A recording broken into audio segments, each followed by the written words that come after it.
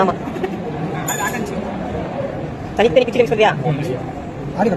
Audio நான் cut பண்ணிடு speed ஆக்கி வீடியோ ஷார்ட்ஸ் போடுறேன். கலிக்கா வெளிச்சத்தை ஒண்ணுமே தெரிய மாட்டேங்குது.